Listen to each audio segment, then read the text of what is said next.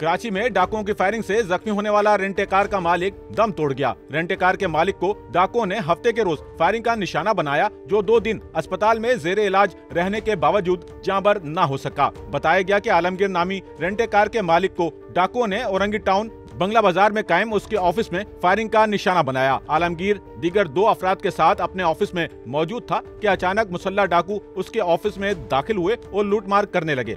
डाकुओं ने ऑफिस में बैठे 2 अफराद को लूटने के बाद आलमगीर की तरफ बढ़े। इसी दौरान आलमगीर ने सीट से उठने की कोशिश की तो डाकुओं ने फायरिंग कर दी और फरार हो गए। आलमगीर को शदीद जख्मी हालत में अस्पताल ले जाया गया, जहां आलमगीर 2 दिन जेरे इलाज रहा और जख्मों की ताब न लाते हुए दम तोड़ गया। डॉक्टर्स ने बताया कि डाकुओं की जानिब से चलाई जाने वाली गोली आलमगीर के पेट में लगी, जिसने गुर्दे को नुकसान पहुंचाया, जिससे वो जाँबर न हो सका। आलमगीर के दम तोड़ जाने पर पुलिस की जानिब से ज़ाब्ते की कार्रवाई अमल में लाई गई, जिसके बाद आलमगीर की मैयत तदफीन के लिए वुरसा के हवाले कर दी गई, जिसे गुस्ल कफन और नमाज जनाजा के बाद मुकामी कब्रिस्तान में सुपुर्दे खाक कर दिया गया।